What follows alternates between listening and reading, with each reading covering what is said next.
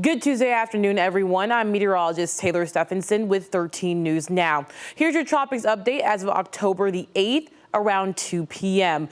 And the Hurricane Center finds Milton to have re-strengthened again. Right now, as you can see, a very cleared out eye going on with this system at the moment. We are seeing Milton as a stronger Cat 4, now lashing parts of the Yucatan Peninsula, including Progreso, Mexico, and parts of Cancun, getting that dirty side of the storm. And what we're talking about with Milton right now, a Cat 4 hurricane, sustained winds of 155 miles per hour.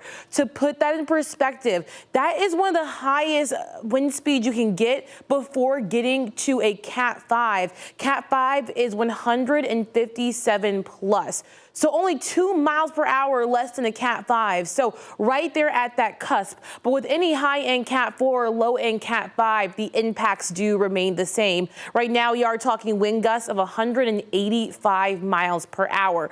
This system still projected to make landfall around Florida's western coast as we get into late Wednesday night into early Thursday morning. So the timeline gets a little bit pushed back from where we were yesterday. Still making landfall, though, as a Cat 3 hurricane at this point. Now, the reason why Milton will weaken, it's because it's entering an unfavorable environment for tropical sustainment. It's going to enter an area with dry air plus high wind shear. That wind shear starts to break apart a storm.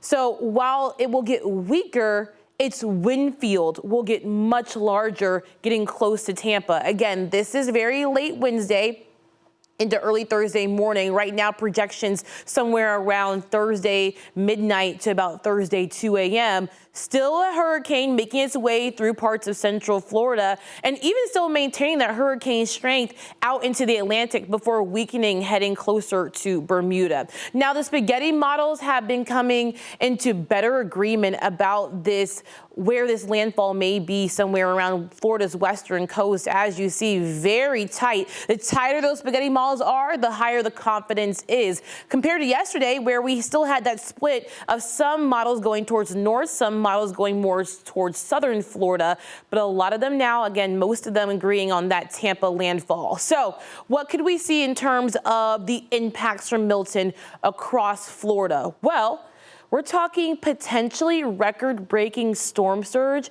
Some of those records were just set less than 2 weeks ago with Hurricane Helene.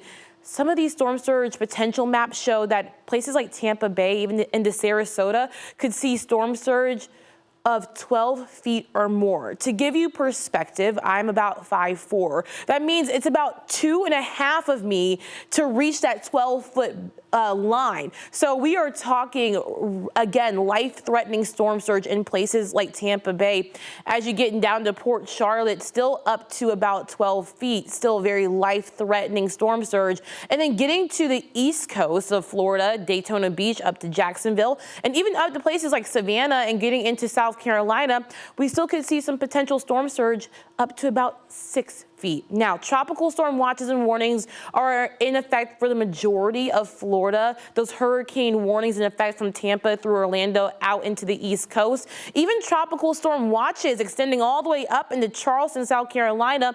Tropical storm warnings in effect for places like Miami. So, like the officials have said, and other meteorologists have said across parts of Florida, please take these evacuation orders very seriously. This is going to be a pretty dangerous storm as it makes its way into parts of central Florida. Of course, another thing we're watching out for is that risk for severe weather. A tornado threat is in place. We have a level 2 out of 5 risk for severe weather from the Storm Prediction Center, as spin-up tornadoes are possible anywhere from Tampa all the way down into Miami. So here's one look at what this system may do. This is our in-house model, the Futurecast graph. And as it shows you, we'll see parts of Milton starting to weaken again as we get into your Wednesday lunchtime, entering that unfavorable environment for tropical sustainment. But watch as Milton, as it weakens, it starts to really spread apart. That's why that wind field could be anywhere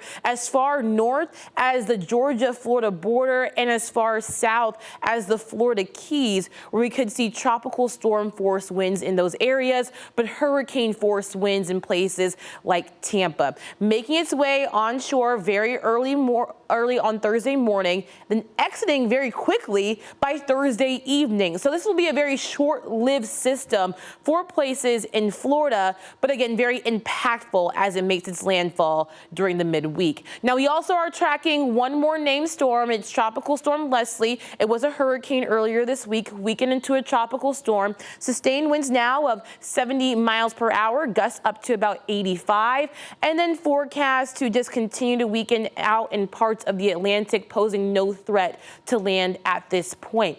But we're also watching two other areas of potential development. It's one very close to Milton with a 20% chance of development over the next couple of days, and then one out, way out in the eastern Atlantic, still yet to emerge off of the coast of Africa, but that has been slightly lessened to a 20% chance of development over the next 7 days.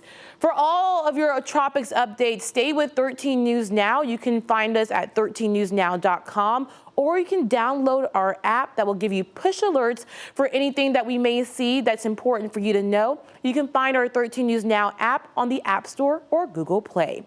For now, I'm meteorologist Taylor Stephenson with 13 News Now.